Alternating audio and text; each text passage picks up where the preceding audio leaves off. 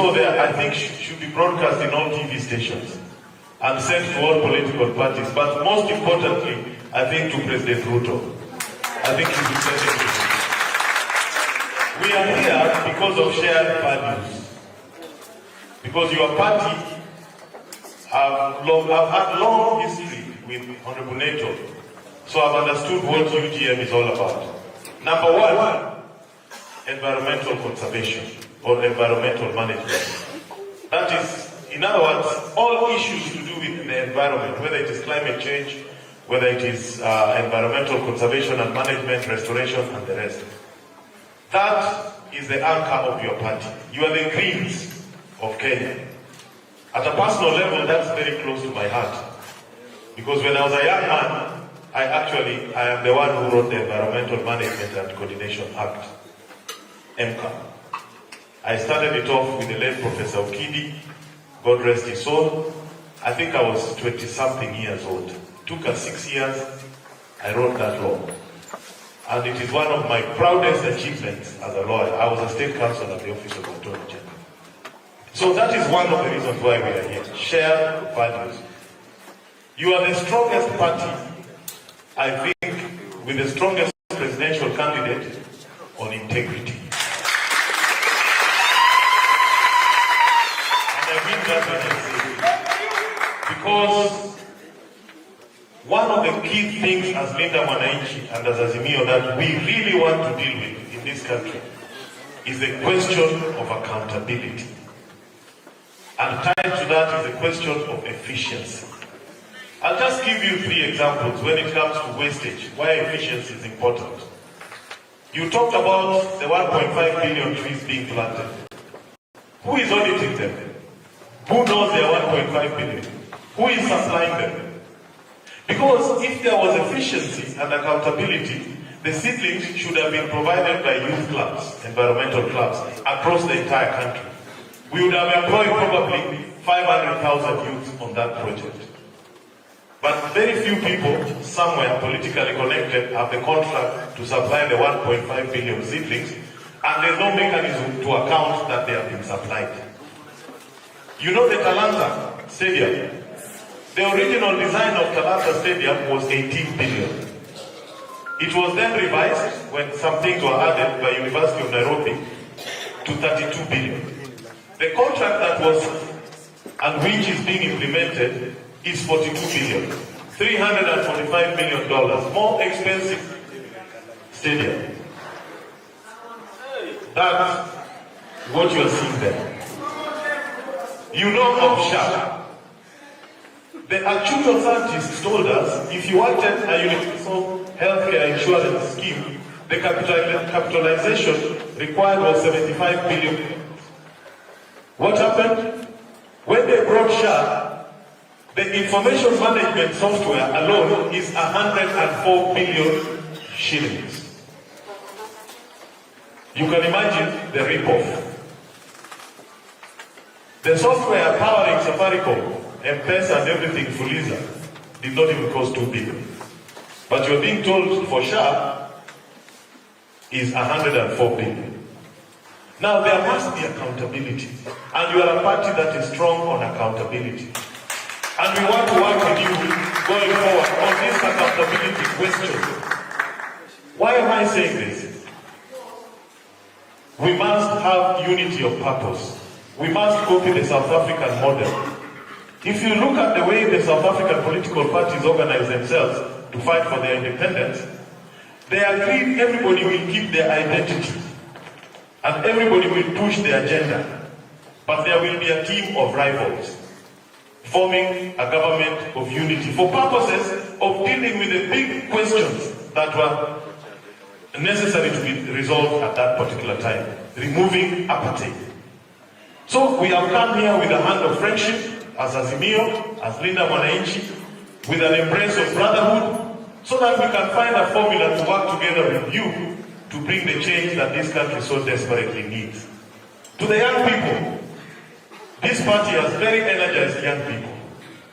And I'm very proud of the so many lady speakers who came to the forum. You may misunderstand me when I say this, but I did not see a slave queen here. I saw serious people who, if we elected whether can read a statement of accounts and hold the government accountable. That is what this country needs. Ask yourself why a university professor earns less money than an MCA in a county assembly, yet the qualifications are not the same. If we want to change this country, it starts with leadership. We must give the young people a chance. And I want to invite you to study the life of the gold standard of youth leadership in Africa, Thomas Joseph Mboya. At the age of 20, Tom Mboya started the Union of Local Authority Workers at the age of 20. At the age of 27, he launched the first political party in Kenya, Nairobi People's Convention. At the age of 28, he chaired the All-African People's Conference in Ghana under the patronage of the late Kwame Nkrumah, where all liberation movements met. At 28, at 29, he gave this country the first blueprint that gave us 10% of economic growth for 15 years. At 39, of course, you know we killed it. When Professor Nyang' Nyong'o went to meet Lee Kuan Yew of Singapore, and he asked him, Mr. Lee, you are friends with Tom Mboya because they were in the labor movement together. Why did Singapore grow 40 times bigger than Kenya? Lee Kuan Yew told him, because you killed Tom Mboya in Kenya. In Singapore, they let me leave. It is about the vision, it's about the vision carrier, it is about the commitment of the leadership. So I will leave it there. And now it is my humble duty to invite Professor Oundo to address you. He has been a lecturer in this university. Welcome, Mheshimiwa. Ex-CJ, my colleagues who are here, Dr. Kagame, and all the friends I've met so many times. The other people who are here and all distinguished guests. UGM. Thank you very much. There are some invitations when you receive. However committed you are, however busy you are, you cannot ignore the invitation.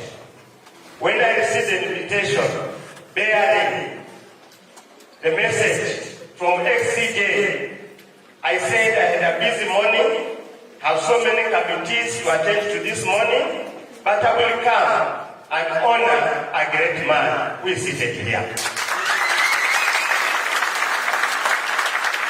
Allow me to read this quote, and that quote has sustained me and made me proud, the gentleman seated here. You remember the great election petition.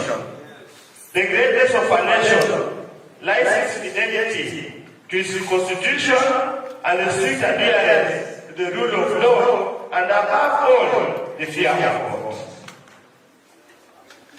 You guys who are here, you have a God's gift that has come to struggle this country. Those who are here, who belong to this political party, it is upon you to ensure the good deeds, the good intentions, the energy, the integrity of this man must be felt in this country as we go forward. I was asked to come and talk about which way forward. Talk about youth unemployment, talk about issues affecting this country. Article 10 of our Constitution, 2D, talks about sustainable development. Article 43 lays down the economic and social rights of Kenyans. You cannot attain those rights unless you have money in your pocket. Huwezi kuwa mwanamume kama hauna pesa mfukoni. Huwezi kuwa mwanamke kama hauna pesa mfukoni. Because kama mwanamke lazima ung'are. Na hutang'ara bila pesa mfukoni. I am a member of your determination. Nataka kuwaomba mambo mawili. We always say, we might want to remove the monkeys from the forest, but the forest might remain. The only what would maintain is only the monkeys. Tunawaomba 2027, ukienda kupiga kura, usibadilishe monkey mkabakisha forest.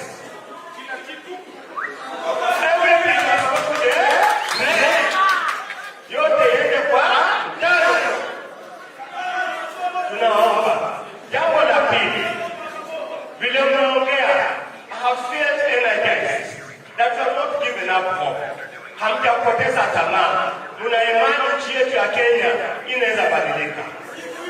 Hiyo ndio kitu tunatoka hapa. I feel energized, I feel happy that the young people XCJ have not given up on Kenya.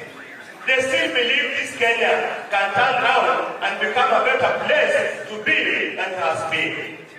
I can assure you, the journey of redemption, the journey to save this country is not an easy journey. Si kazi rahisi. Mtu asikudanganye, si kazi rahisi. Itakuwa mwendo wa mbali, kutakuwa mwendo, mtapatana na vizuizi vingi katika hiyo Kenya huko. Please remain strong. Remain strong. Be perseverant. Persevere the good things and the bad things. Please do not betray Maraga. Don't betray Maraga. Usifunye ukanunuliwa, ukapewa vitu vichache, ukasema hata kwa tena mzee, ndio pengine. I urge young people, please stay steadfast, we will save this country. I am a member of Linda Mwananchi. Linda, the first rally and at the banner of Linda Mwananchi, I was given the honor to organize in Busia Town. Again, it was not easy. There are no easy things. If I wanted easy things, I would have gone to Ruto every day. I'll be given money, and I will be seeing me giving out money like somebody in Bungoma I normally see. On top of the lorry or bus at the airport, he throws money all over. But I've stood firm. Now I want patapata. Kenya yetu lazima tuikomboe, tafanya nini kazi.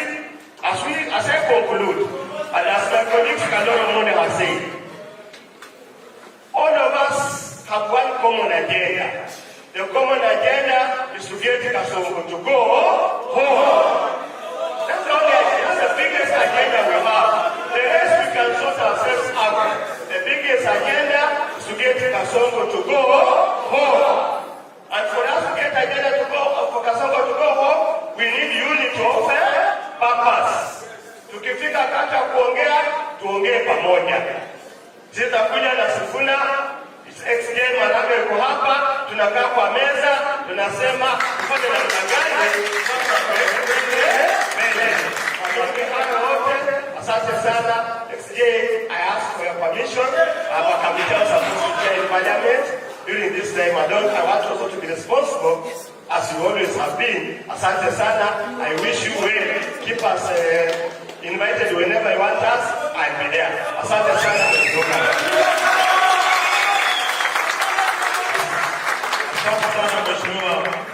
Dr. Wilbur Fosoundo.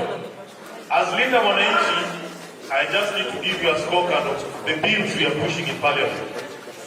Number one, we have a bill called Education Laws Amendment Bill, which is designed to create a new subject called nationhood science as part of our curriculum, implementing Article 10 of the Constitution, our national values and principles, Chapter 6 on integrity and leadership, and Article 232.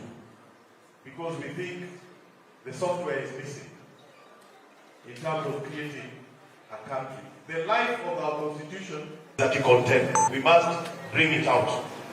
Two, we have put a bill in Parliament called Central Bank of Kenya Amendment Bill to make cash payment optional mandatorily optional at any point of sale, because they are now telling you all your payments via Pesa, via credit card, via debit card will attract 16% VAT. When the goods you are buying have already attracted 16%. So, and they are going to try and use it to make sure the young guys are affected, even the clerks on the phones. So, tuko na bill huko.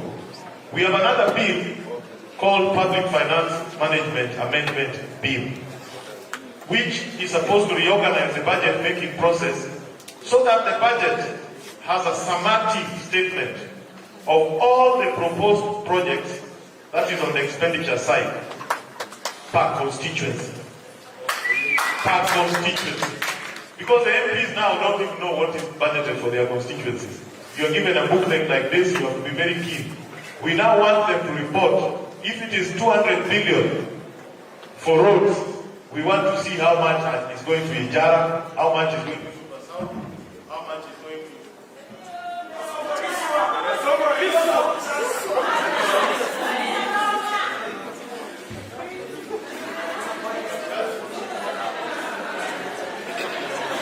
Hello? Yes. So, those are the bills we are working on. Now, it is my pleasure to invite Honorable Caleb Amisi, Member of Parliament for Saboti and a founder member of Linda Mwananchi, and a man who saw the danger so long ago, alijitayarisha mahali pengine atawaambia. Karibu mheshimiwa. Asante sana. Comrades power. Vijana fire. Fire. Asante sana. Thank you very much. Huyu ndio Caleb Amisi, kijana power. Mimi ndio ule mbaya zaidi. Thank you very much, CJ, for inviting me here. Every time I meet CJ Maraga, it always reminds me I'm the one who proposed him. Way back, hata nikakosana na watu wa ODM, I looked at what the young people were striving on the streets. I looked at our political class, and I could only identify one man who can champion that cause. And that's why I looked for you. I proposed your name to vie for the President of the Republic of Kenya.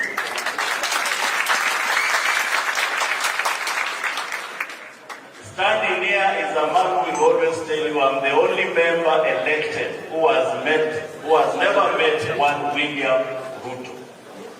And I'm in the history.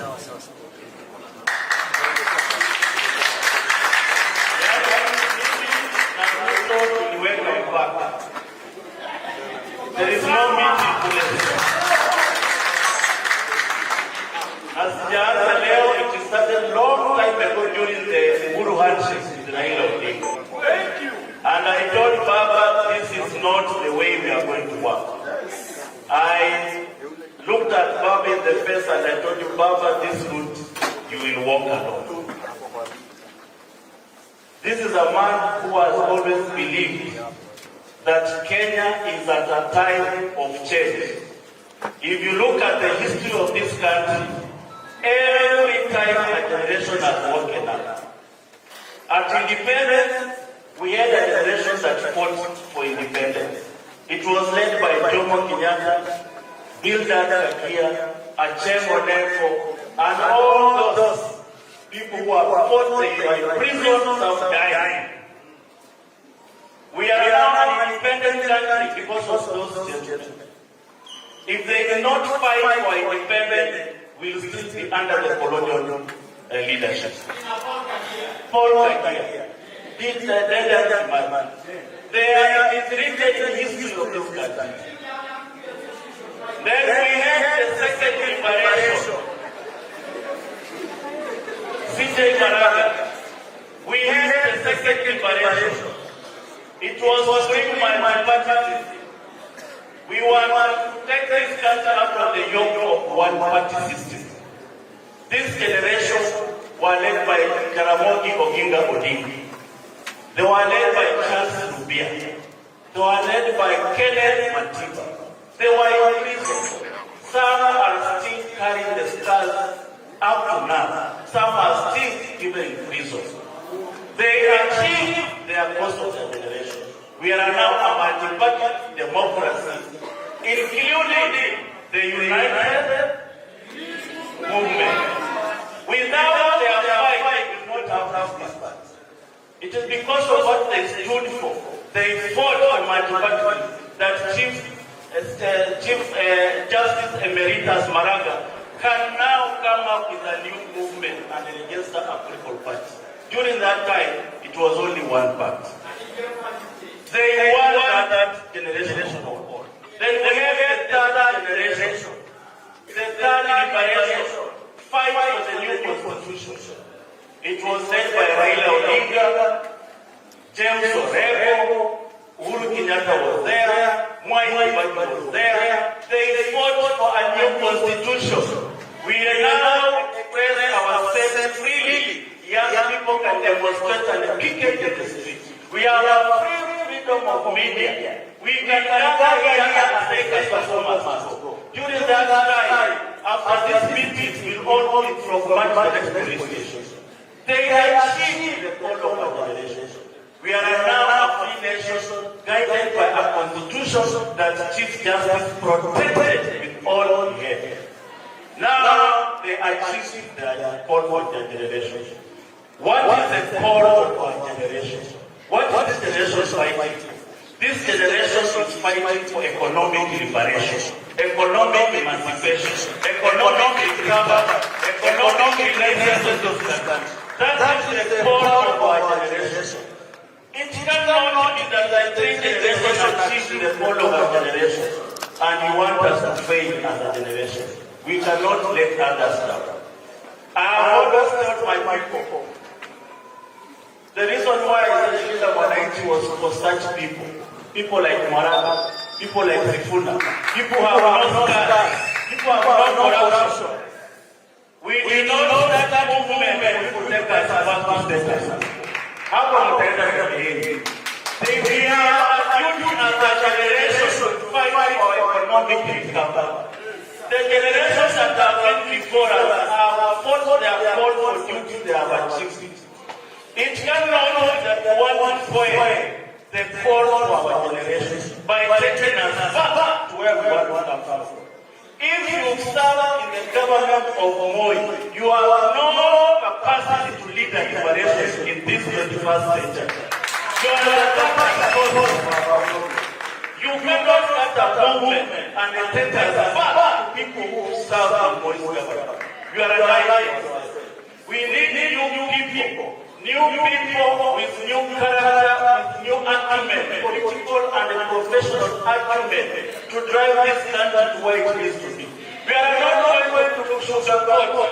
This is not going to be a cosmetic. It's not going to be another affair. You are either with us or without us. The light is on. The light is on.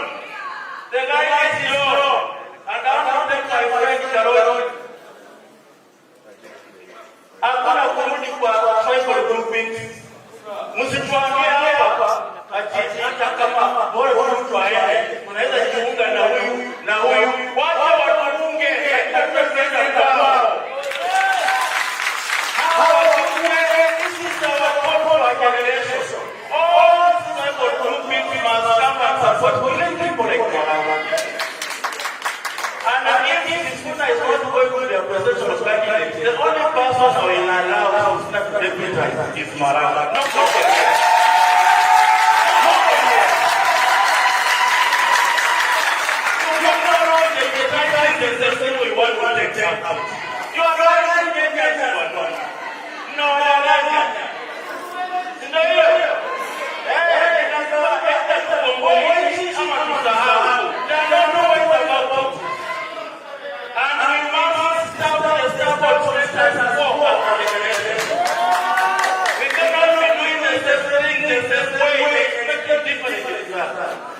we will drop this thing against and we walk alone. I've already rejected that by supporting only people. a call for our generation. And that's why I'm here. That's why I'm here. On 21st of July, I'll be launching the People's Movement to enable this young man to go to Parliament. I have a motion in impeachment ready to impeach William Ruto.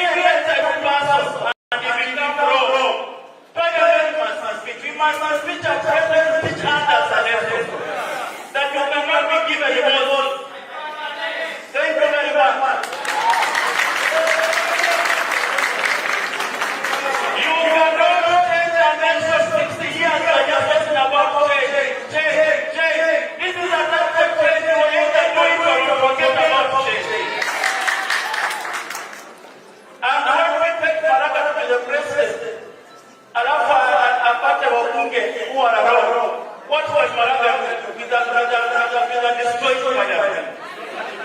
You give a president, give him a non-parliament. Otherwise, he will not move. He will not do anything. His views will not go anywhere. That's why I say, as champion for Maraga president, I can never miss. I'm championing for new members of Parliament. We must have some small progress. Hiyo bunge au vijana dare to fight for every at 35 years. I left the University of Nairobi. I went to 20. I never made it 2013, 2017 I made it. I'm now serving as second term member of Parliament at 38 years. You can do it. Do not care. You can do it. Just do understand to the people your ideology. Forget about tribal. I come from a constituency where members of my tribe are only 500. I was elected to 25,000 votes by other tribes. So I obviously will get this manufactured by our leaders. There's no way it is manufactured. Please do not take us back there. Do not look at Maraga in terms of tribe. You will not achieve it. The call for the young generation on the street was tribeless. Why do you want to take them back there? They say tribeless. They say tribeless. Why do you want to take them back there? Look at a person of the character that needs to change this country. You talk about Singapore. You talk about the bureaucratic institutions that drove Singapore to where it is. In Singapore, which was just a failed economy at our independence, they looked at the education system, health system, bureaucratic institutions, value addition in agriculture and manufacturing. That is what happened in Kenya. You cannot achieve Singapore. You cannot achieve Singapore. You have to change our institutions for you to achieve Singapore. In Kenya here, what is not expressly forbidden in the law, it is allowed. In Singapore, what is not expressly allowed in law, it is forbidden. Those are two different countries. You must change our institutions, our values to us to achieve Singapore. And we will work this year even if it means build the Lord voice. But we must not sugarcoat about changing this country. Whether we do it or we forget it. We are the last generation to change our country democratically. If we fail, the young people following us, the generators that are going to burn this system, wakaanza kutoa mashule. Wakimaliza mashule, watakuja kuchoma hii Nairobi. If we do not protect this country, our young people will burn Kenya. We have an opportunity to save our country. Thank you very much.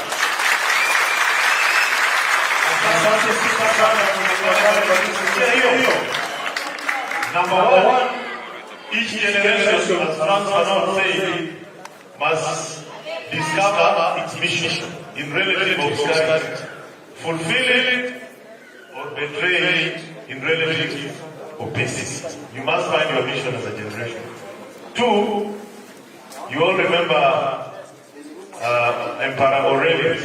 He said, when you have a mission, be ready to walk alone. Aurelius told us, the opinion of 10,000 men is useless if none of them has any expertise on the subject matter. So never fear walking alone. The final thing I want to say before I leave is call on the police and the leadership of Kenya Kwanza to stop looking at the Kenyan youths as gazettes for police to practice their shooting skills. We are tired of the Kenyan young people being the targets for police, either for refresher shooting courses or they make target with their guns. They cannot just continue killing them like this. It has to stop. Today, they are talking about compensating the victims of protests. What have they done? They have borrowed the compensation used in ambulance cases, road accident cases, which averages about 1.5 to 2.5 million. When a car knocks you down as a young unemployed man, that is normally the compensation. It ranges in that area. Why they've chosen it, I do not understand. But this is the question. An accident is an accident. There is no intention to kill you. So and there could be something lawyers call contributory negligence. So maybe the negotiations are put that as the average. But when a police person intentionally aims a gun at your head and kills you, how can the compensation be the same as that of a victim of a road accident? And they are telling us that the budget for compensation is housed at the office of the president. The same people who are responsible for killing our young, instead of putting it where the Constitution requires, the Human Rights Commission. So they kill you, they tell you come to us, we will pay you. And they're not talking about justice. Those who killed the young people should have been held accountable. They should have been identified and charged before a court of law. What they are doing, they even don't know the name because they are not truly religious. It could be expiation, what they are trying to do, or some form of atonement. But they don't even use those words. Because to use those words, you must first accept you are guilty. Then you seek reconciliation. You must say, I did this. So as part of my expiation or atonement, I am compensating this. It is not about the value of life. So what they are doing there, we completely disagree with it. It is the wrong way. And they will rush to do it because the 2 billion is in the supplementary budget. We will give you justice and accountability. Thank you very much. May God bless you, Justice Maraga. We wish you all the best. Thank you very much. Thank you very much, Honorable Karoli Omondi, my Jirani, and the gentleman who took me through primary school. Thank you very much for honoring our invitation. And just two things before I invite the next segment. I invited you here because I'm a former member of parliament. That is why I wanted you to invite you as a former member of parliament. Now I'd like to put on my other cap, which is the co-leader of the party. But before I do that, Honorable Karoli, I want to say two things just before you do.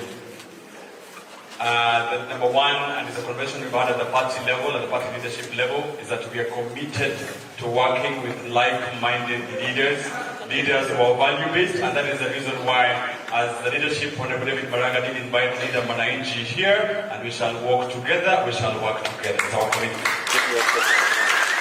The second thing we're also committed to do, which I can confirm, is that we're also committed to be part of the July 24th event at the Renaissance Party as part of the leadership. We will discuss this on Kalu Kabisi, and we shall commit. What we must not do, fellow Kenyans, is we shall not go back to the status quo.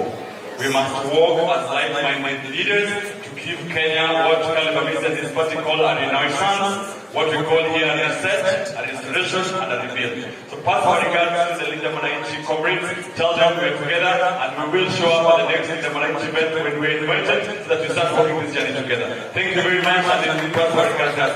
Thank you very much. Thank you. Now, without taking too much time, we are committed to finish this meeting at 12:30, and we are strictly going to do that. I am wanting to people to invite my Honorable David Maraga. I'd like to invite Dr.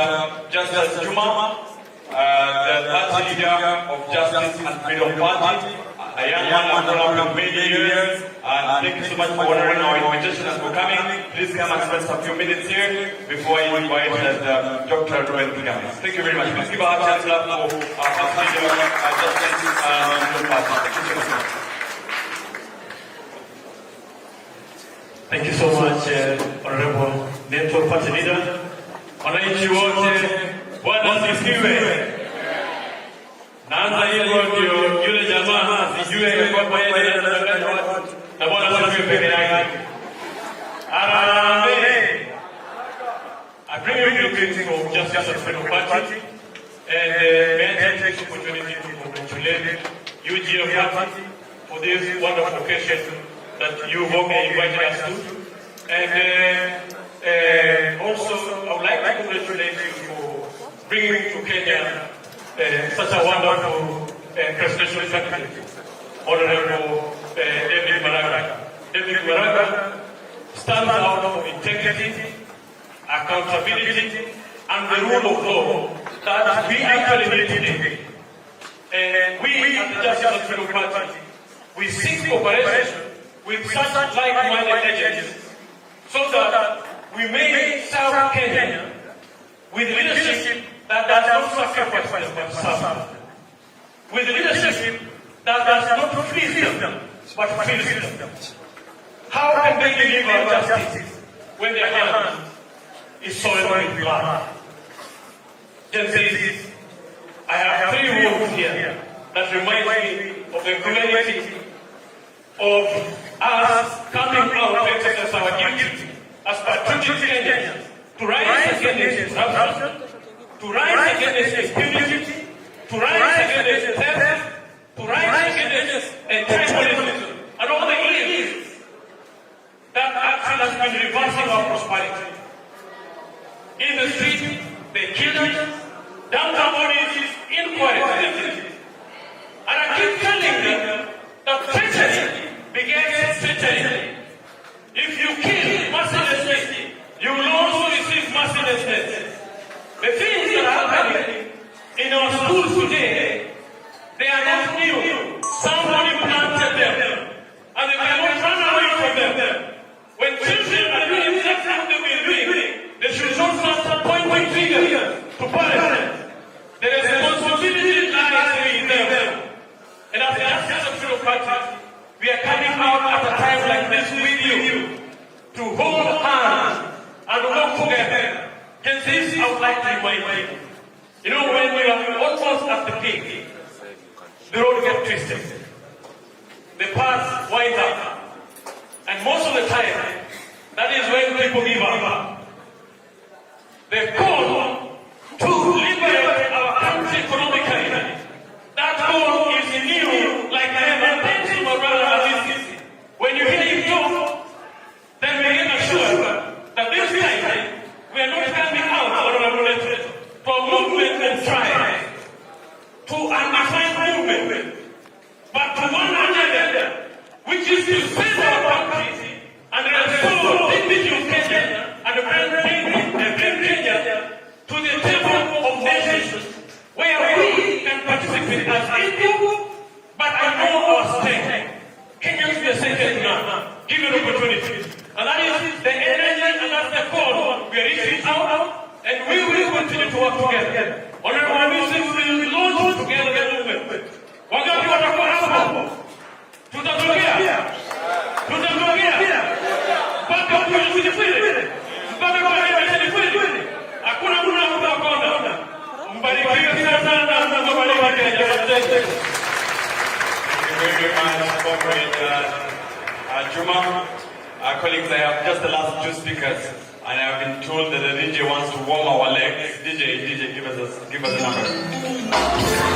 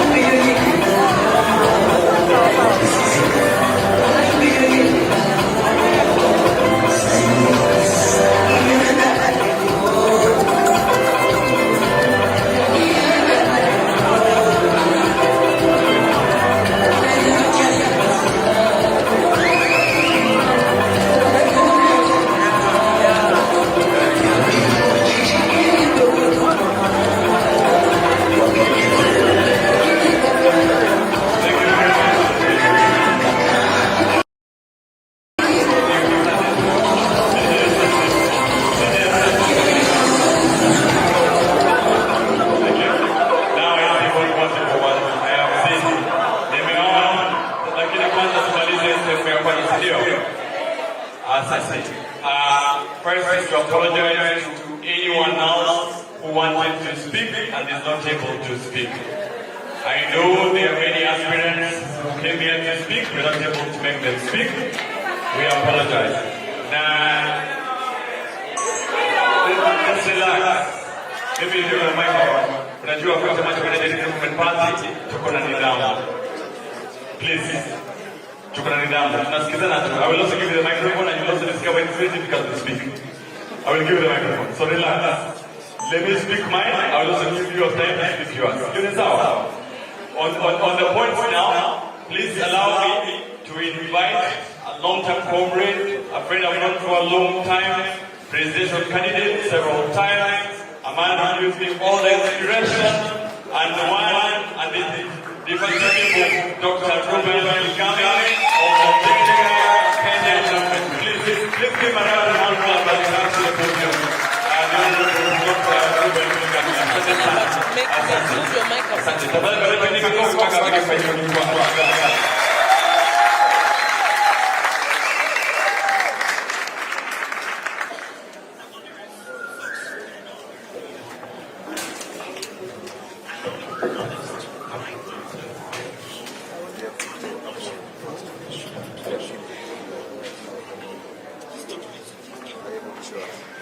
Wananchi hoye!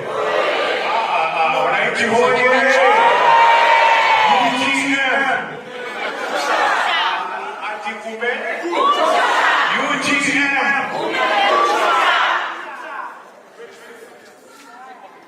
Rais mtarajiwa aliyejitokeza,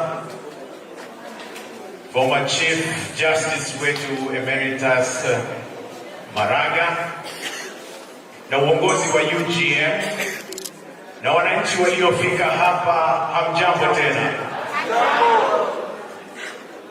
Ninaitwa Ruben Kigame na ni rafiki wa Chief Justice Emeritus David Maraga.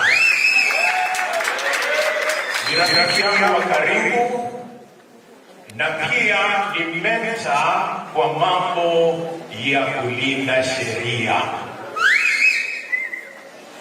Nimekuja hapa kufanya mambo mawili alafu nikae chini. Jambo la kwanza, nimekuja kutangaza kwamba mimi na Chief Justice Emeritus tunataka kutembea pamoja.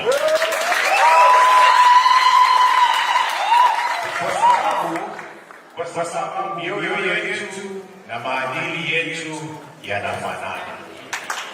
Na hakuna haja ya kuinvent the wheel. Hello? Mnanipata? Hakuna haja ya kureinvent the wheel. Jambo la pili, nataka mfahamu sisi Kenya tuna shida 4 kubwa. Shida ya kwanza ni mdomo. Wengi tukifungua mdomo ni uchafu unatoka ndani. Halo? Matusi na kudharau wananchi. Watu wanaongea ni kana kwamba wananchi hawaexist. Na wanaongea ni kana kwamba vijana hawaexist. So wanakuwa mfano mbaya, kutukanana ovyo ovyo. Shida yetu ya pili ni tumbo. Kuna wale wanakula sana. Wanakula chakula chao, wanakula cha jirani, wanakula cha watoto, wanakula cha wamama, wanakula kila kitu mpaka wanakula na wajukuu na wale hawajazaliwa. Kwani wana tumbo saizi gani? Watu wana pesa Kenya hii, wanaweza kutumia miaka 1000 wameficha ulafi. Shida ya kwanza ni mdomo, shida ya pili ni tumbo, shida ya tatu ni macho. Halo? Shida ya tatu Kenya ni macho. Watu wanaona sana. Wakiona shamba lako wanataka. Wakiona mke wako wanataka.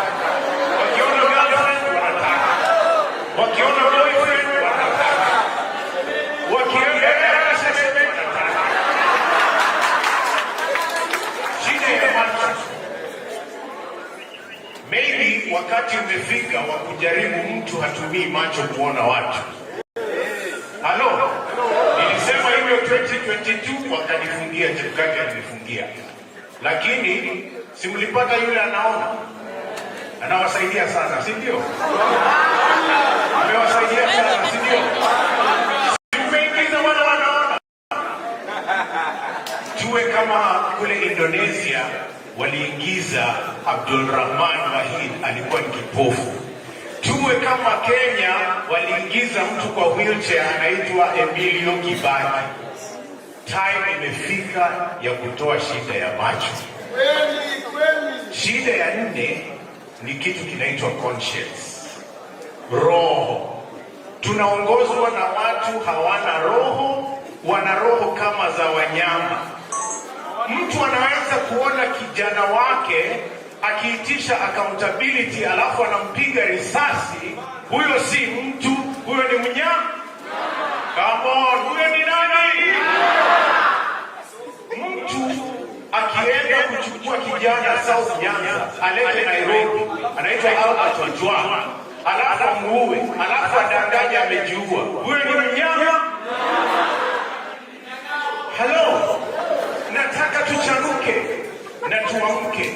Sisi tunajua shida, sasa tunataka suluhisho. Halo? Tunataka nini? Na suluhisho, wacha niwachanue wa Kenya, suluhisho si mtu mmoja. Suluhisho ni kuunda team ambayo hata nyinyi vijana mkiingia mnaweza endesha hiyo gari. Mnanipata? Tuunde team strong. Tubadilishe serikali iwe completely new. Tuunde gari jipya ambalo halijatumika. So hatutaki wale wamekuwa pale. Hatutaki wale wametudanganya. Tukiwarudisha sisi ni wajinga. tuone kitu kipya, kitu fresh, mwanzo mpya. Nyinyi hapa mnasema reset. Mko sawa? Mnasema nini? Reset. Sisi kwa Jenga Mkenya tunasema reboot. Reboot zote ni new town. Tunataka uso mpya. Tunataka nini? Tunataka new faces. Na face moja iko hapa ya Chief Justice. Face ingine inaongea hapa. Tunataka new faces. Faces ingine nyingi ziko hapa. Si vijana wako hapa wana uongozi wa roho. Vijana wako na nguvu ya kuongoza. New faces kwa parliament, new faces kwa county, new faces kila mahali. Drain the swamp. Tunataka new faces. Kwa hivyo mwisho ni waache na tumaini, kwa sababu without hope you're going nowhere. Here is the hope. Ndugu Chief Emeritus akileta experience ya sheria, na ninajua wengi hamfahamu kwamba mimi ni mwalimu, nafundisha pale Daystar University. Okay? Nilete mambo ya kutetea walimu na elimu. Nilete experience ya artists. Nimekuwa nikiproduce music tangu 1987. 30 albums. Hawa vijana wanapiga muziki hapa, mimi nawaelewa sana. Tulete experience ya artists.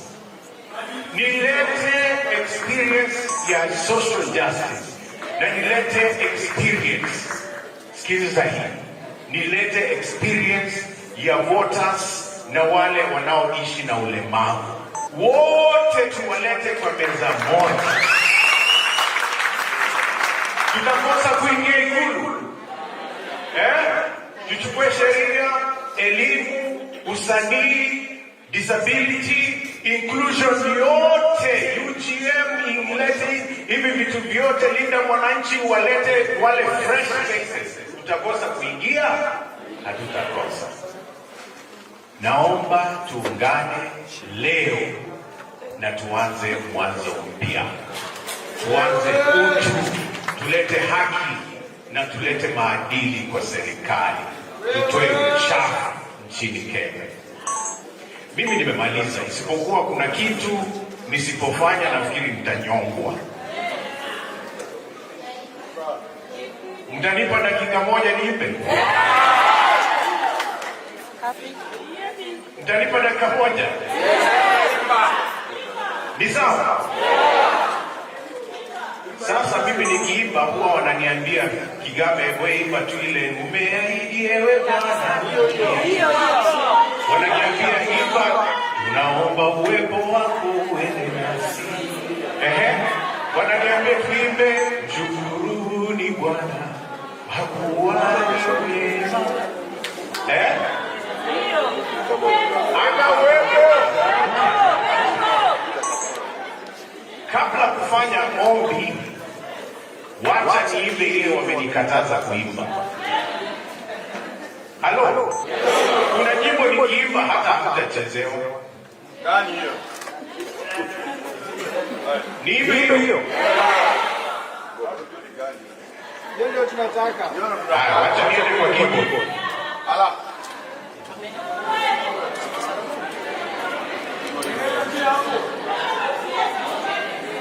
Get me a shot of this. Get me a shot of this.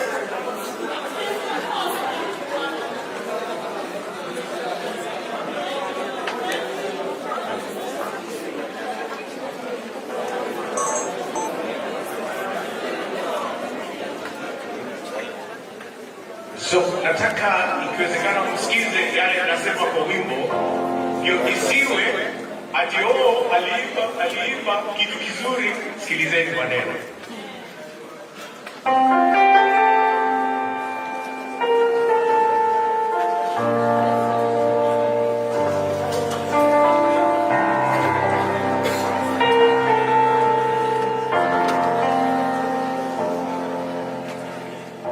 Nchi inaugua, sisi tumelala.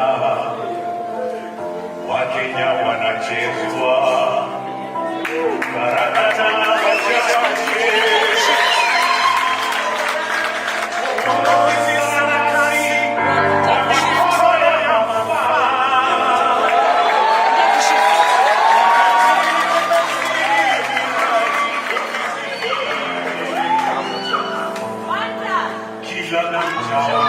wachache. Keyboard.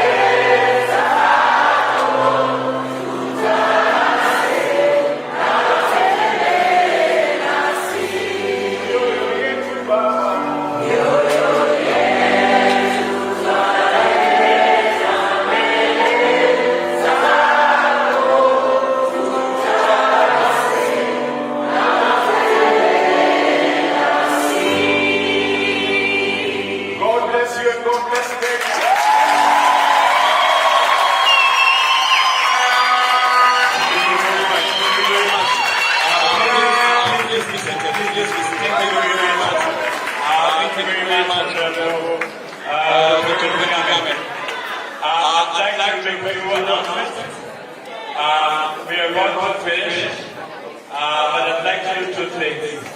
I'm going to request the DJ to play our traditional anthem, Maraga, and as he does that, all the aspirants of UGM in Nairobi, please come on the stage. Is that okay? All the aspirants of UGM.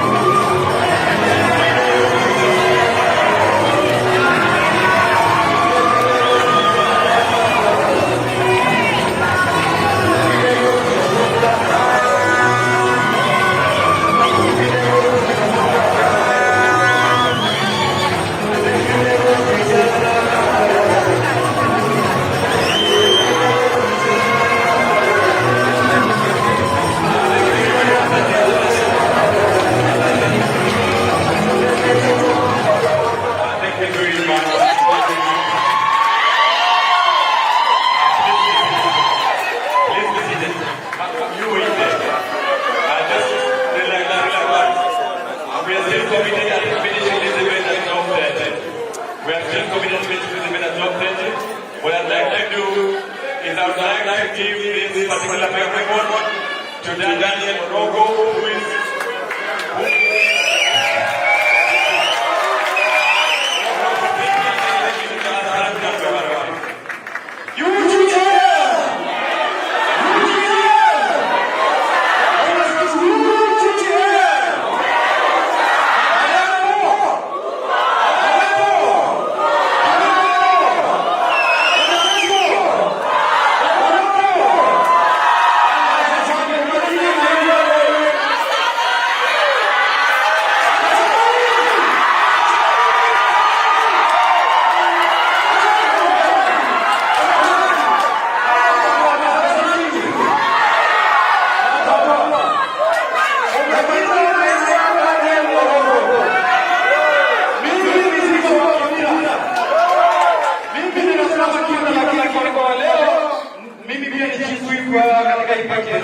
wenzangu wameweza kufika, lakini niko na wagombeaji.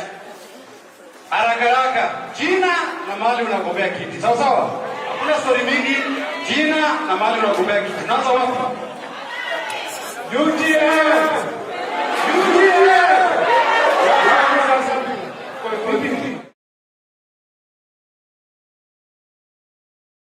On less than 10 minutes, and you've done it. Thank you very much.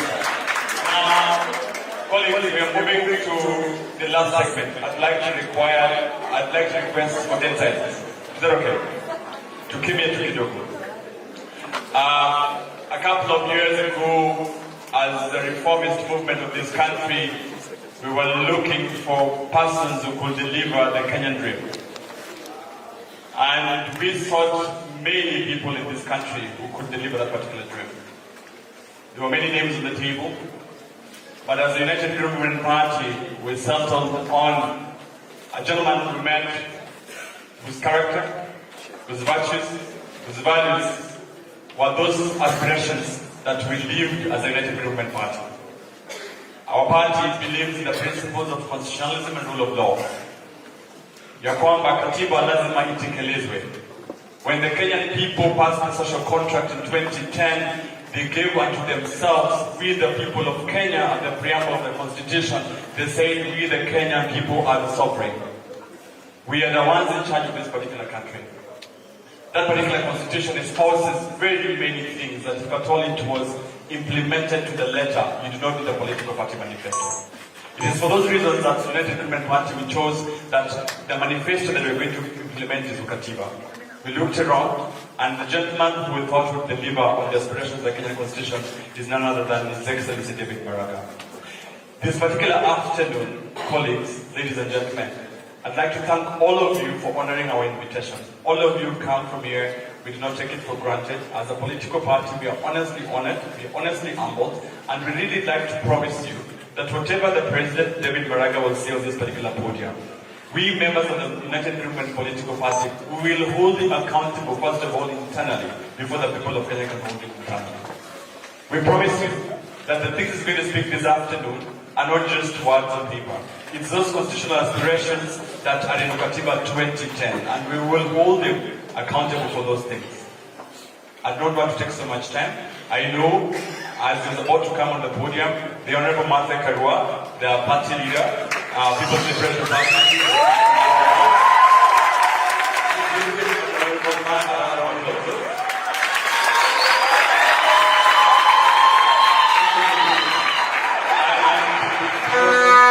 Because my role was very simple. I was going to invite His Excellency David Maraga to come on the stage, and as he does that, he will then invite the Honorable Martha Karua to speak. Is that okay?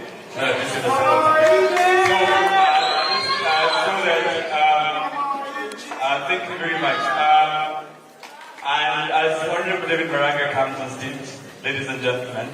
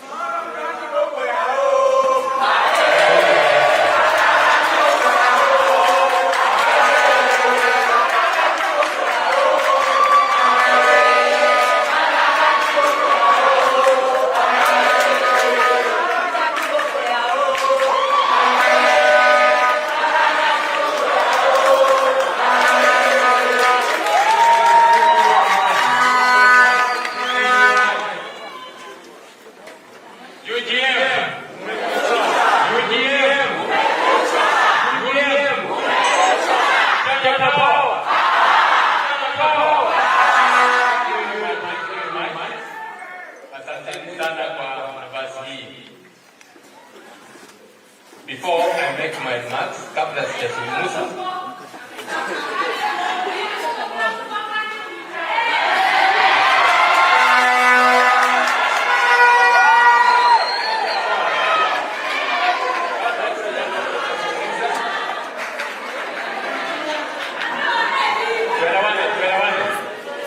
nataka kuwaletea Mheshimiwa Maraga.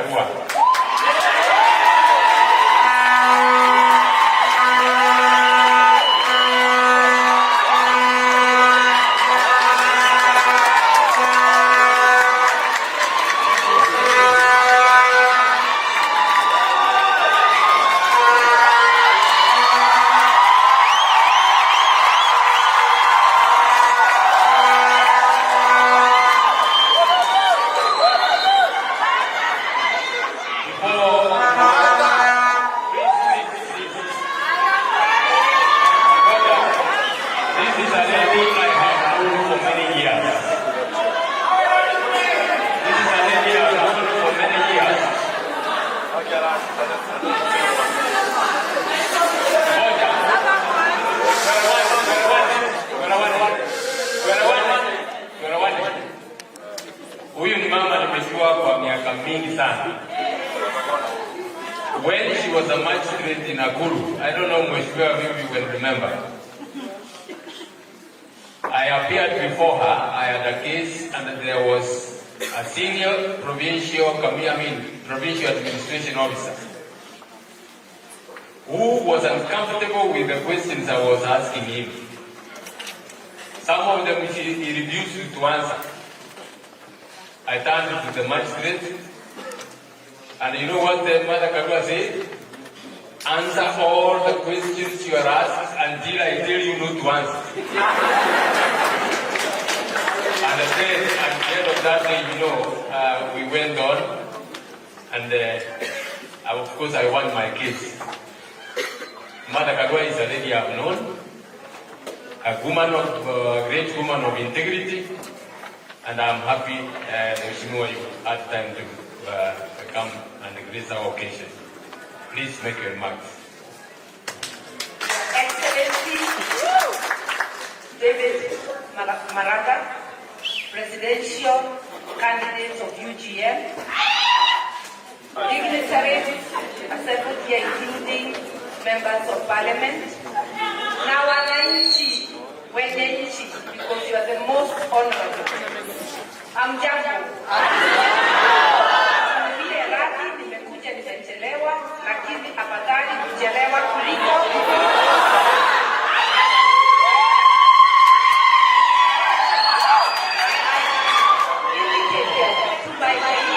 That I'll come even in for a short while because I hold him in high esteem.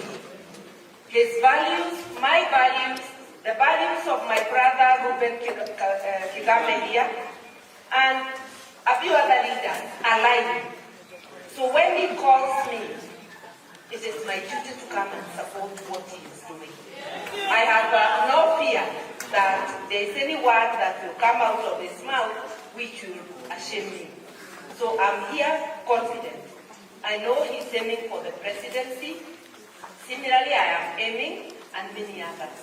And we say competition is healthy. As in this country, nobody is going to make it without collaborating with others. So we are finding our ground on how to collaborate. The ultimate decision is yours. But the importance of today, a national conversation on issues that matter. Youth, unemployment, cost of living, governance, the key questions that matter. The runaway corruption, the daily killings from the arms that we buy to protect us. You have been holding important conversations.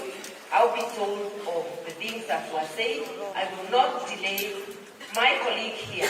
I just wanted to say, I endorse the things that you've been discussing.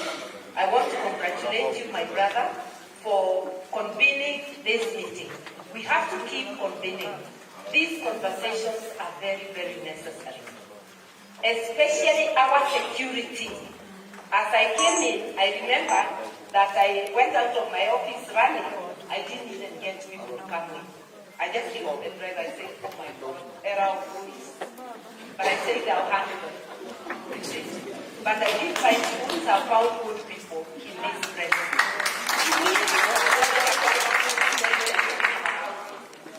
Has this become Haiti or worse? We need conversations. We are not helpless. It's something we will do to rescue ourselves. But we will have to be together. Asanteni sana. We will continue collaborating. Kwa PLP tunasema tuungane tujikomboe, lakini hata kumekucha. It's a very good slogan. Kumekucha. Vijana. Because nobody else will mind us if we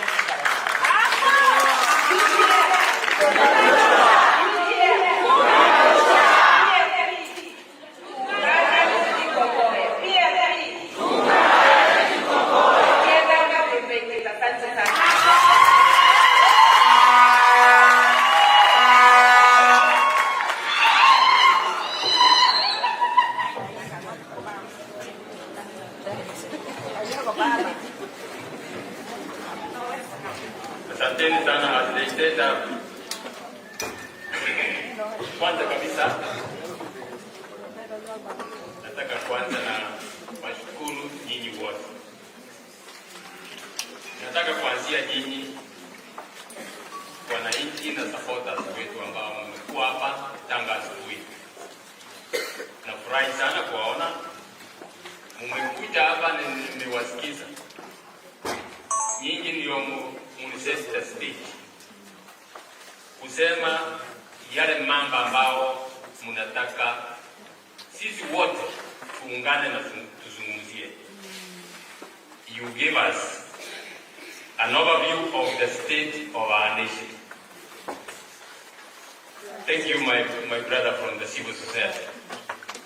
Pole sana kwa kuzungushwa vile tuliona. Na nataka kuwashukuru sana na vile mmesema mambo ambao mmesema ni yale mambo ambao yako kwa roho yangu. Na nataka kuwashukuru sana. Asanteni sana band for the wonderful music. We want to thank you very much. Young people, leaders from universities, I want to tell you that we appreciate your presence here. You are the owners of this country. Young people, you are the owners of this country. You have a long life ahead of you. We want to make sure that we live a country that serves you, that you will work in as you serve this nation. I want to thank you most sincerely.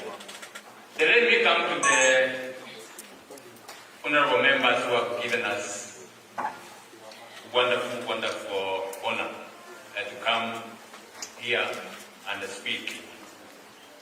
Honorable Karoli Omondi, who spoke here, you know, he's rushing to Parliament.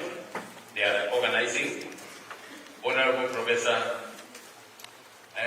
Gulibakos Oundo, he spoke here, and you know he has gone to Parliament.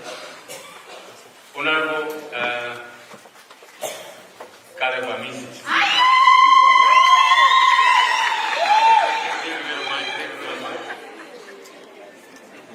Caleb Amisi was one of the people, actually the first one, to endorse me even before anybody else thought about it. Even before I thought about thinking of a political position. Thank you very much, Mheshimiwa Amisi. My brother and friend, Dr. Kigami. We have had conversations for many days. Thank you very much. I am really honored that you had time to come and we speak. You remember all these MPs who came, including Honorable Amisi, Honorable Maraga, and Kigami. We are all talking the same language. We are talking the same language that we need change. and I like the way Honorable Mrs. put it. We don't want a cosmetic change. We require really change, fundamental change. And I want to thank you most sincerely. Honorable Senator Omsata is not able to be with us here. He gave his apologies. He has a matter in court, but I'm told his representatives are here. I want to thank him for that. So, ladies and gentlemen, here we are. Here we are. And as I said, I want to thank you very sincerely. Fellow Kenyans, as many of you are aware, I'm not a career politician. And even if I was a career politician, I would not start my career at the age of 75. Some of you may not know that I'm already 75. I spent 18 years in the judiciary as a judge of the High Court, judge of the Court of Appeal, and eventually the Kenyans honored me to be the Chief Justice of this republic. I served, and I want to thank the Kenyan people who stood with me in very difficult times, and I want to thank you most sincerely. I headed the judicial arm of government, and I think I served. The others are details that you may know. I have come to this space, political space, as I've said, because of an urgent need, an urgent national need. After adequate reflections and extensive consultations, I acceded to the request of the JCs and many other Kenyans to run for President of the Republic of Kenya in 2027 general election, to help this country, to help the others, the like-minded people, to order this country, this country to order, to call this country to order. At independence, our founding fathers cherished a dream of a Kenya free from three major challenges: poverty, ignorance, and disease that had held its people for generations. A Kenya where the honest labor would sustain a family. And a Kenya where every citizen would look ahead with hope. However, driven by greed, our leaders over the years betrayed that vision and turned our country into a feeding trap for themselves, their families, and their associates. As a result, 63 years after independence, we are still grappling with the same issues that we had at the beginning of our nation. Now, they are compounded. Those issues are compounded by mass unemployment of our youth, deepening inequality, and extreme poverty. Soon after independence, the Kenyan political elite embraced an extractive system of government, which had a small and still, that is the modus operandi, a small couple of political elites who loot public resources, using their positions, use public resources at the expense of the ordinary people. Today, under William Ruto, that extractive system has become a full-blown criminal enterprise. Across virtually all public sector departments, the President, his cabinet, top officials of government, and corrupt businessmen have turned government into a business, their own business. They have created programs which you know, like SHA, affordable housing, PPPs, as well as G2G importation of fuel, and embarked on mega projects, all geared to stealing from the Kenyan public. These projects, if you have seen, tenders are awarded to a couple of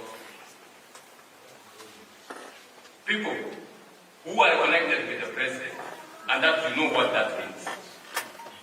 With the enactment of the Kenyan Constitution in 2010, the extractive system devolved into the counties. Governors, members of the county executives, MCAs, and others award themselves the contracts and build roads which are washed away at the first day.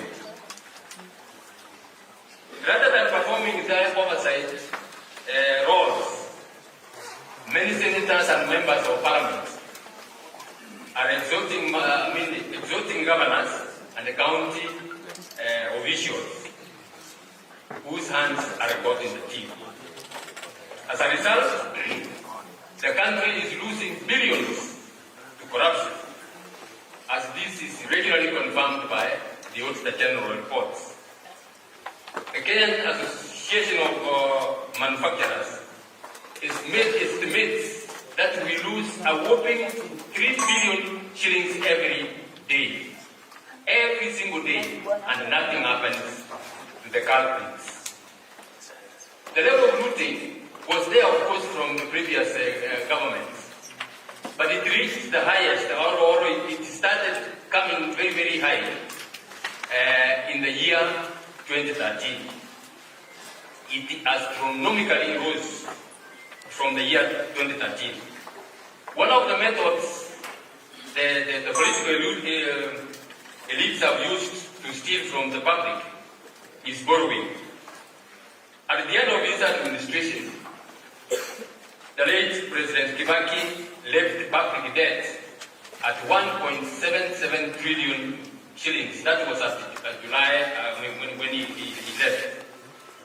However, through reckless borrowing, public debt, most of which is odious debt, is now almost 13 trillion shillings. With the result that the domestic borrowing has mopped liquidity out of the local market and ruined business enterprises in the country. You know what that means. Banks, instead of lending to the ordinary people, they find it more profitable, and they are not going to chase somebody, a kiosk owner, to recover the money they have lent to him. Instead, they are giving all the money to the government, and that has literally ruined private enterprise. With all that, now, in this budget, in this year's budget, 2026-2027 budget, which is 4.8 trillion, out of that, 2.3 trillion, which is equivalent to 48% of the national budget, is going to be to loan repayments. That's not all. This government now, the Ruto regime, has now resorted to securitization. Securitization is borrowing on the security of tax revenues, future tax revenues. That's mortgaging the Kenyan youth's future. Remember, the Kenyan youth, most of them are without employment, and their consent has not been sought about this borrowing.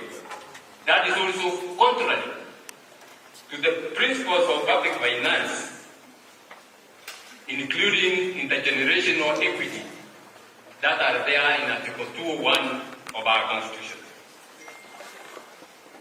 When all these things, we looked at all these things, on the 2nd of February, together with the energetic young people and the members of the United Green Movement Party, I embarked on a county-to-county tour of this country under the banner of Ukativa Caravan. Our mission was twofold. One, to first of all go to the Kenyans, come to you Kenyans, and listen to you, and hear your aspirations, and hear your frustrations, as the Kenyan people. You can't lead people you don't understand. You can't lead people whose issues you don't understand. Secondly, we also came out to encourage and sensitize Kenyans, particularly the youth, to register as voters. The caravan took us to every corner of this land. By 28th of April this year, we had traversed 43 counties out of 47. I am happy to know that our efforts, alongside other campaigns such as the youth-led Tukokadi movement, contributed to over 2.6 million registering as new voters. I want to thank the Kenyan people, particularly the young people, for registering. That is the power you hold in your hands, and we are sure we are going to use it very well. In these tours, we met farmers, we met pastoralists. We sat down with women in markets. We met men at local sheds. We listened to border operators at the dusty stages. We went and met the fish folk on the shores of our lakes. We encountered ordinary Kenyans fighting every single day with great dignity to put food on the table. What we saw and heard filled us with immense pride. Our people have refused to surrender to despair. Despite the grinding conditions they have been plunged into, the resilience we saw, that hard work we saw from our people, tells you of the true character of the Kenyan people. We are a hard-working people, very, very hard-working people. Our mothers, our sisters, our brothers, especially in the villages, wake up very, very early. I saw that from my rich mother. I mean, going to the shamba when it was still at dusk.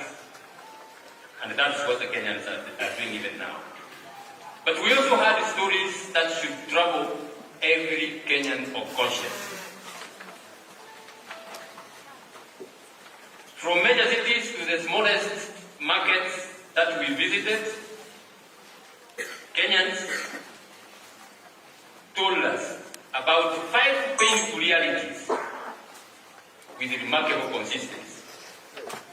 They told us about the disregard of the rule of law. They told us about state capture and corruption, which you have repeated here. I'm happy you have repeated it here. They told us about a ravaged economy. They told us about youth unemployment. And they told us about the collapse of service delivery, particularly in health and education. Wananchi plainly told us that government officials, right from the presidency down to the lowest administrative levels, have no respect for our law. They cherry-pick the provisions of the Constitution to implement, and to what extent to implement those provisions.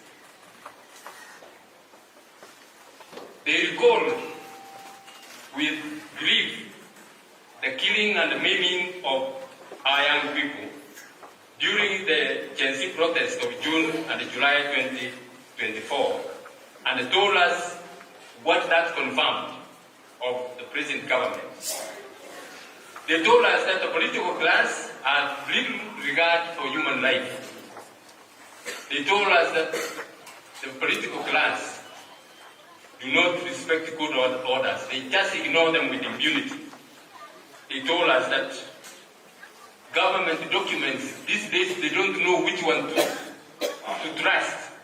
Even title deeds, some of them are not what is the papers they are printed on.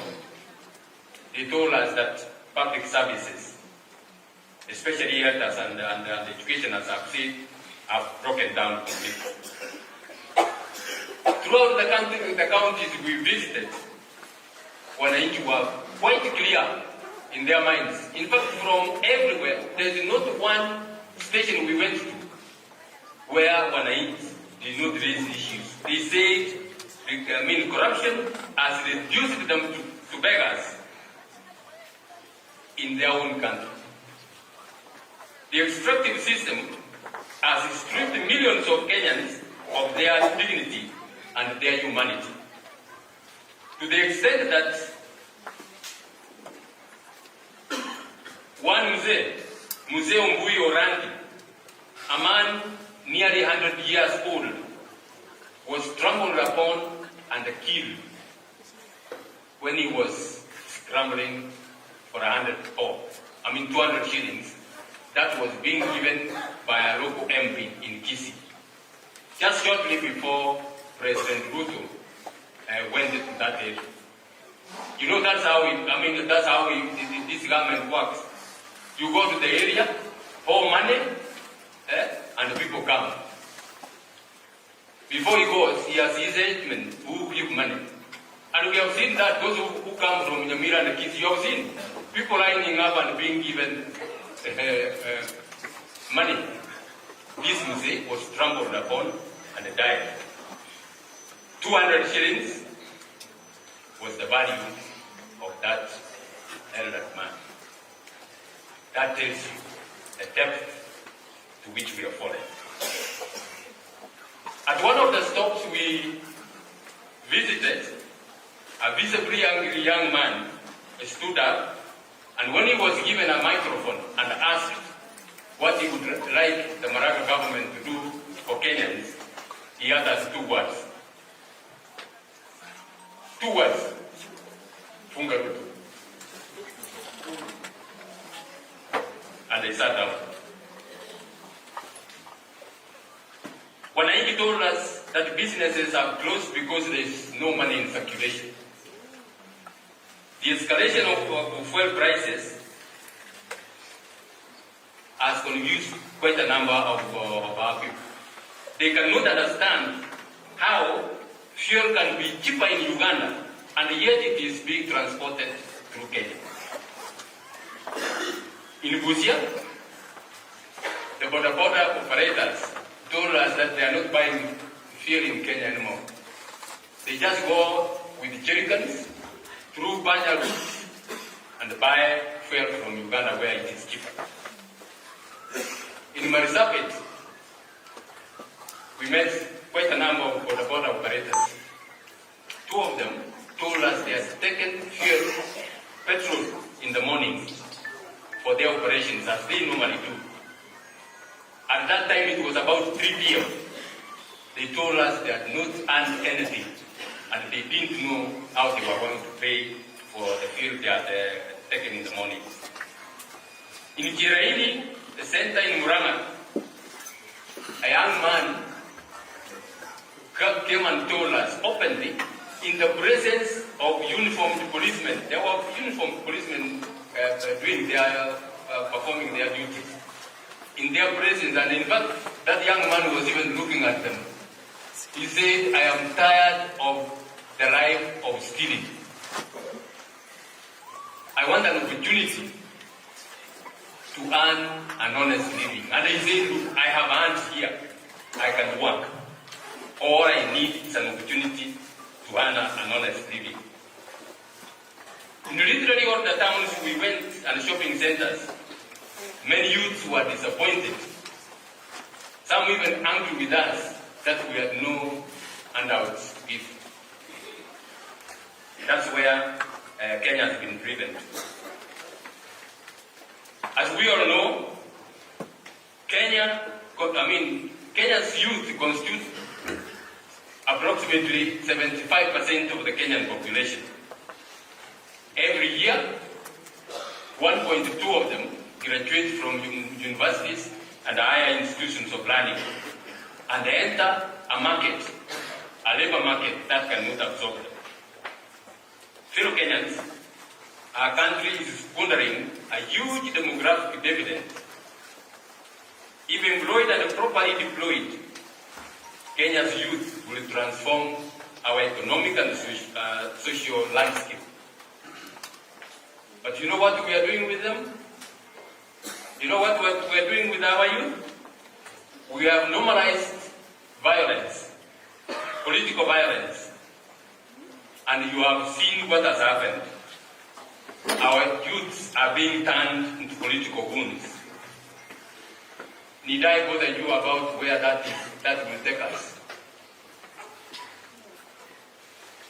That is a dangerous thing to the security of this nation. And for me, it is only a matter of time. Unless that is controlled, it is only a matter of time, and this country will be driven into anarchy. Mheshimiwa Amisi talked about it. You can't weaponize the young people who have no jobs. You give them a few shillings and ask them to go beating fellow Kenyans.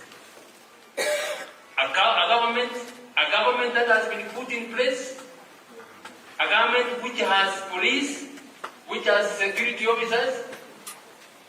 Some of those security officers are so frustrated that the government is using goons. Instead of putting order, the government itself is the one using goons. You know what that means. Despite the mandatory provisions of Article 43 of our Constitution, looting of public resources has made the services, healthcare, and education, among others, totally collapse. In virtually every county we visited, we encountered the dire consequences of a healthcare system that is in free fall. Hospitals have no medicines or basic essential supplies. SHA is not working. You are told every day SHA is working. SHA, if it works for one or two people, you are told, look, you are given an example and you are told it is working. Go to the wananchi out there and they will tell you it is not working. Families are being forced to sell land. You know, not many people, not many families have any other asset other than the piece of land they have. They are forced to sell that to pay hospital bills. Those who have nothing to sell, mothers are dying at home while giving birth. Education is the engine of national development. I know this from personal experience. Coming from a very poor family, education was key, was the key that unlocked my future. I've said this many times. I came from a very poor family. I wore my first pair of shoes when I was going to secondary school. I didn't even get the number right, and I had a lot of problems wearing that shoe. Our education system is in a deplorable and dysfunctional state.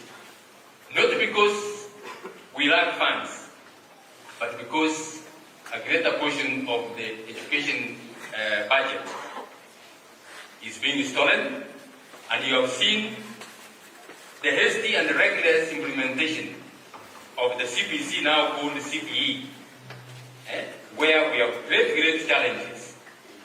A report by the National Examination Council recently that 73.2% of grade 3 learners fail to attain minimum proficiency in mathematics, and 58.9% are struggling with basic education, should worry not only the parents, every Kenyan of conscience. Why? This is the kind of education we are giving to our children. These are our future doctors. These are our future architects. These are our future engineers. How can we gamble with the lives of our children and actually the welfare of our nation? And yet, our Constitution guarantees every Kenyan citizen inherent dignity and requires the state to take concrete measures, including affirmative action, to ensure that the youth access employment. How do the youth access employment in the private economy? These are the truths we gathered from our Okatiba caravan. These are not opinions, my fellow Kenyans. These are not opinions. These are honest, lived realities. The Kenyans who spoke to us in raw honesty and quiet courage. Can we go on with this? Can we go on with this? No. We must change. We have no choice but to change. We need to reset our country. We need to restore. We need to rebuild our country. Fellow Kenyans, 16 years ago, we gave ourselves one of the most progressive constitutions in the world. I can tell you that with authority. I've read very many constitutions in the world. In the course of the nature of my work, I had to compare and read other constitutions of other countries. And when I say, like many other lawyers have said, we have one of the best constitutions in the world. What we have are the challenges. This was a pact meant to decisively break the neo-colonial extractive system and build a Republic of Kenya anchored on social justice, prosperity, and human dignity. But that has not come to be. We must reset our country to order by reconstituting our governance system in strict adherence to the Constitution and the rule of law. If you give me the privilege of leading this country, I will dedicate my presidency to dismantling the culture of impunity. No one will be above the law. Not the president.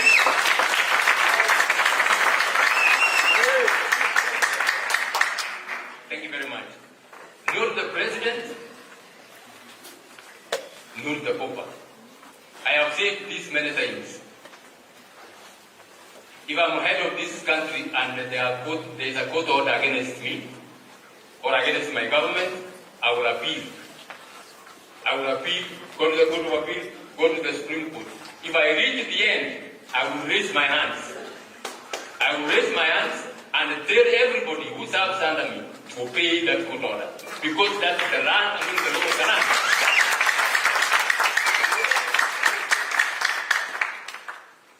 A civilized government is one which obeys the law. It should lead by example. I will do that. We must reverse the imperial presidents, where the president is considered as the sole provider of development. You are told all the time, Rais amekuja hapa, ametupatia hii. All that is supposed to be in the development plan.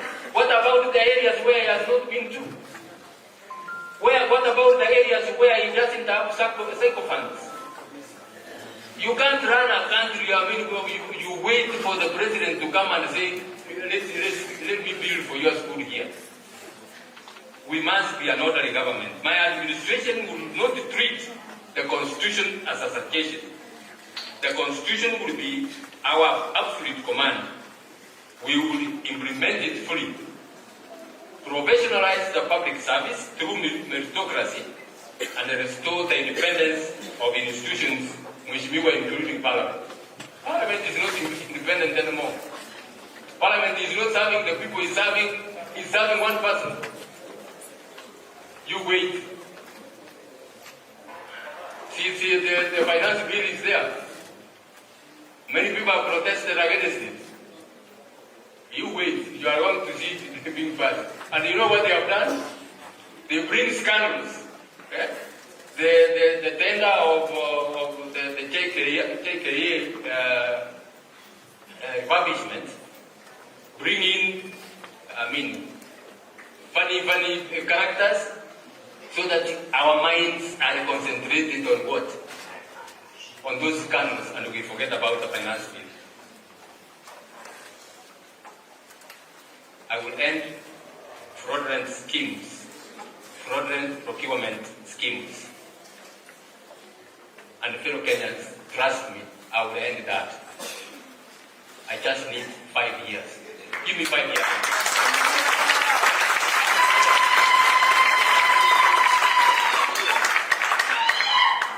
It has taken Ruto less than 5 years to literally demolish this country.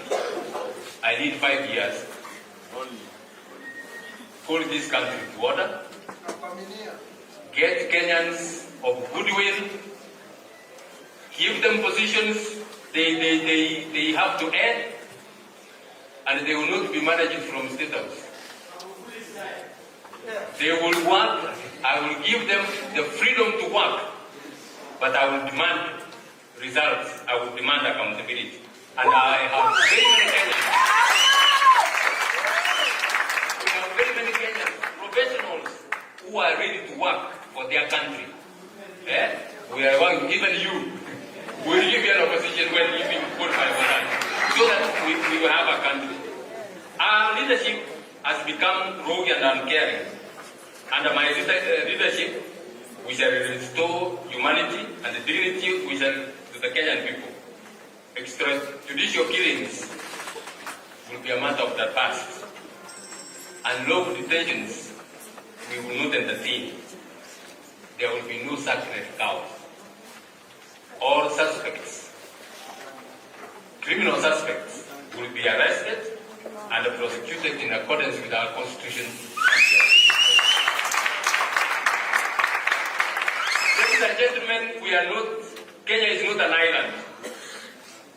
We must maintain friends and be in the community of nations.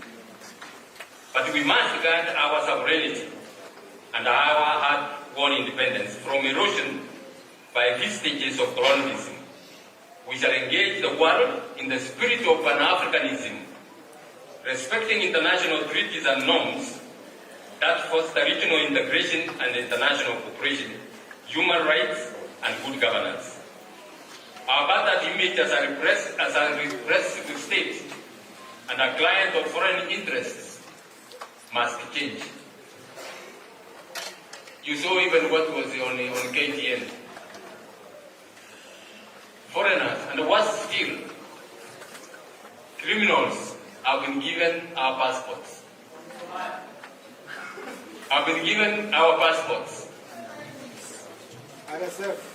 We are not safe. We will revoke all those passports.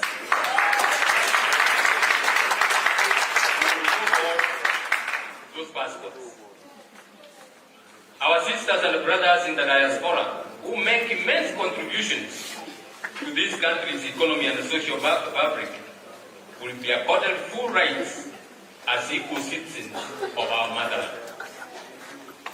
Fixing our economy begins with getting our governance rights.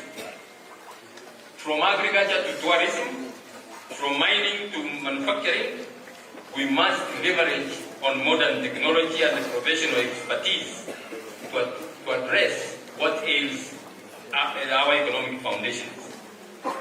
Agriculture, which is our mainstay, the mainstay of our economy, will be given priority in my presidency. Extension services must reach farmers. Those who are from the farming community know. There used to be a time when extension officers used to go to the people. These days they don't even have fuel to go to the people. The people don't even know what kind of variety of maize or which one they should grow in which area. Extension services will reach the farmers.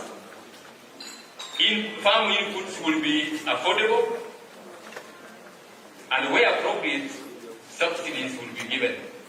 We will not give sand in the name of fertilizer.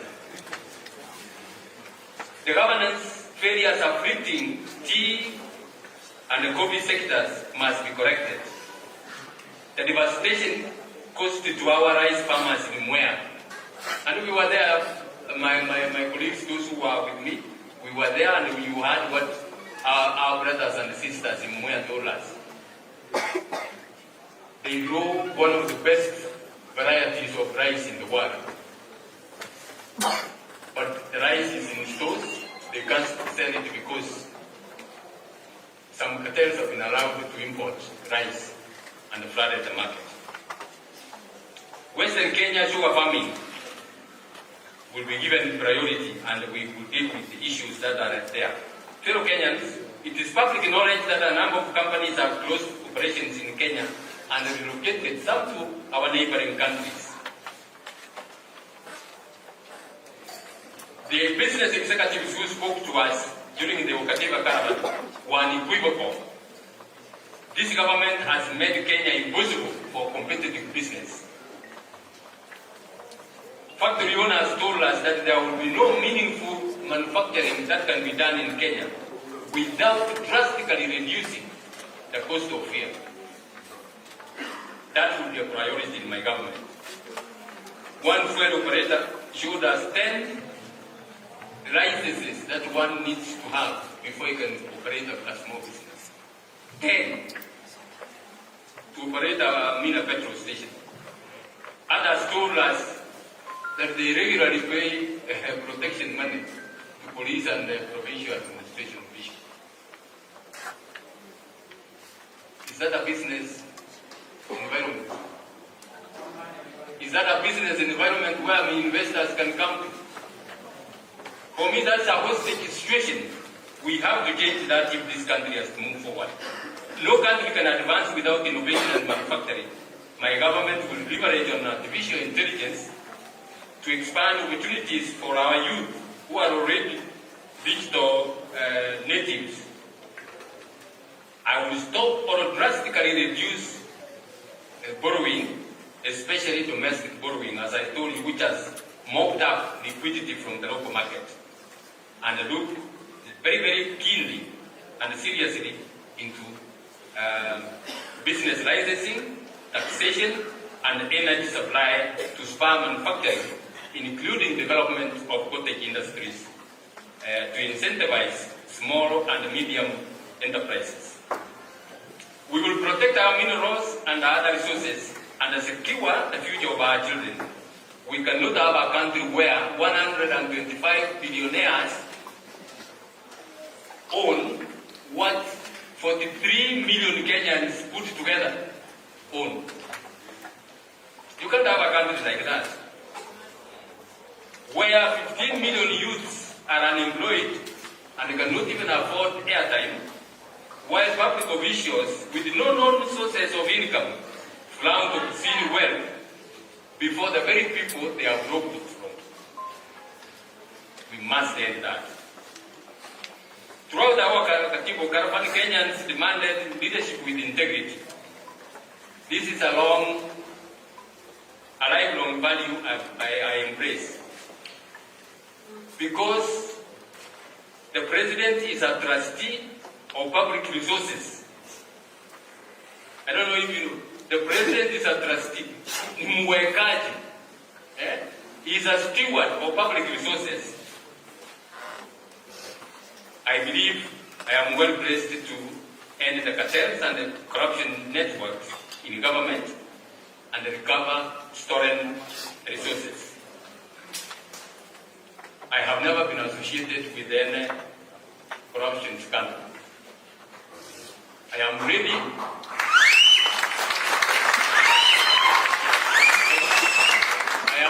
to declare on oath. I am ready to declare on oath my assets and give a full account of how I acquired each piece. That I can tell you. I challenge every presidential aspirant, starting with Ruto, to do the same and account for everything they own.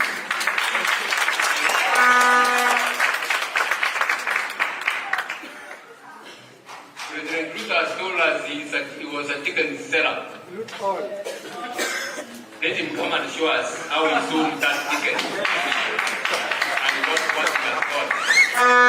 That some of us are so daft we can't get that. Fellow Kenyans, this is my personal pledge to you. I will not steal from you.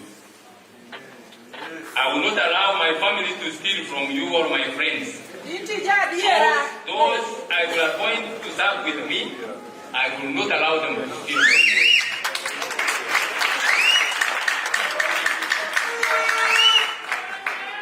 For me, thank you very much. For me, zero tolerance to corruption is not a slogan. It will be the governing standard of my administration. I will empower the investigative and prosecutorial agencies, including EACC, the DCI, and the ODPP to carry out their mandate without political or executive interference. Yes, sir. Thank you. I will ensure that the judiciary is well resourced to be able to do its work properly. If we succeed in confronting impunity and recovering stolen assets, we will reduce the cost of living. We don't need to just reduce stealing and the cost of living will come down. It will come down on its own. We will not be talking about bags of maize being sold at packets of maize flour being sold at so much. That will come down, when you have an economy that is progressive. This will, of course, give us money to take care of our health and educate our children and build a government system that finally works for every citizen. As I conclude, fellow Kenyans, please hear me out. To fundamentally reform our governance system, we must reject ethnic balkanization to which we have been plunged into. We must come together as one people and vote on issues and the challenges facing this country. We should forget about, and I applaud you, Mheshimiwa Misi, we should reject the notion of voting in accordance with our ethnic community. And I want to speak to Kenyans. Please listen to me. We get in that. Sometimes you get even some of the middle class Kenyans disappointed and they don't even go out to vote. This time round, I want to appeal to all Kenyans. You know, some of the young executives are able to have a good car. Their children are going to school. They are able to pay house rent, if not mortgage. And they see things are all moving on. They don't want to be disturbed about what's going on in politics. They don't even turn out to one vote. Let me warn you, my fellow Kenyans. This time round, you must go and vote. You don't vote, and Kenya runs into anarchy. You will not have a road to drive that car. You will not have a road to drive that car. The 2027 general election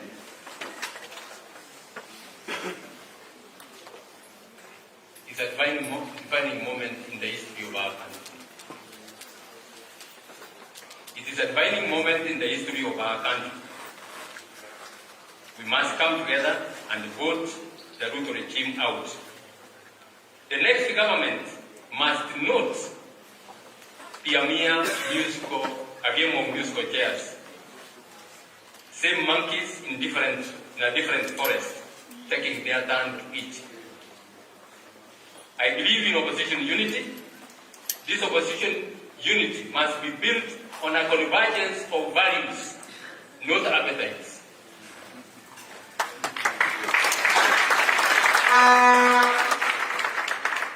We need to unite under the rule of law and permanently ensure that no future leader can weaponize state power to loot public resources, kill our children, and silence dissent.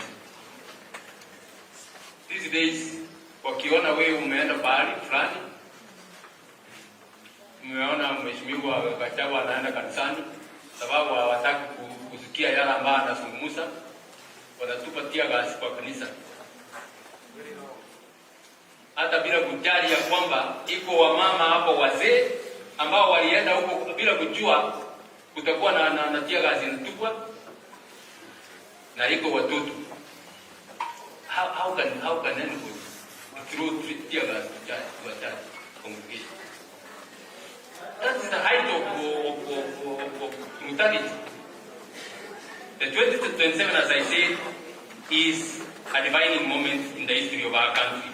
It will be a make or break election. It will be the Okombozi election. We must liberate ourselves from the chains that Ruto has shackled us with. Take it from me, fellow Kenyans. Take it from me. If Ruto Oro is re-elected, or anyone who espouses his value systems takes the reins of this country, it will be tragic. It will be tragic. We will begin descending to the abyss. Countries don't just fail overnight. You see, you ignore some things which are going on until you wake up and say, wait a minute, where are we? We cannot afford to leave our country and descend to that level. Fellow Kenyans, Kenya is a rich country. We are an intelligent people. We are athletic champions. You know that, isn't it? The Kenyan academicians and professionals shine on the global stage. We saw some, I can't remember, being given awards, huge sums of money because of the outstanding work they have done. We cannot, as a people who are intelligent, we cannot and must not allow our motherland to descend to anarchy. We have the power to save our country. We have the power to put an accountable government responsible to the plight of the Kenyan people. A government that believes in constitutionalism and the rule of law.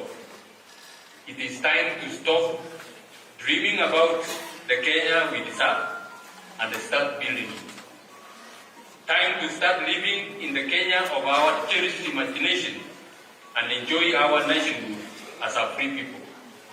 Time to liberate our country. Time for Okombozi. We are coming to your county. As UGM, we are coming to your county. We are coming to your constituency.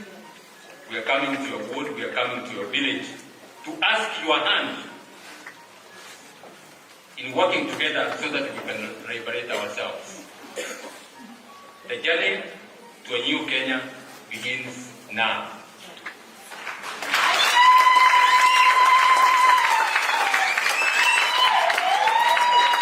Will you join us?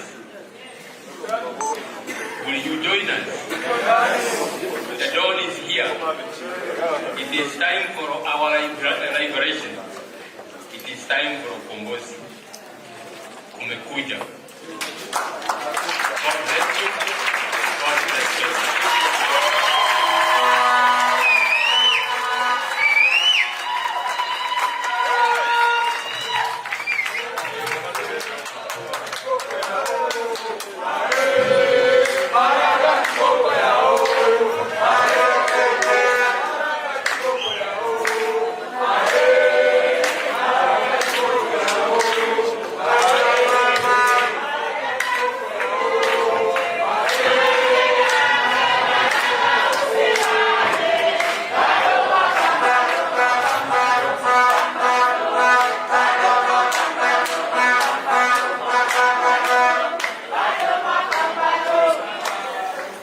Thank you very much.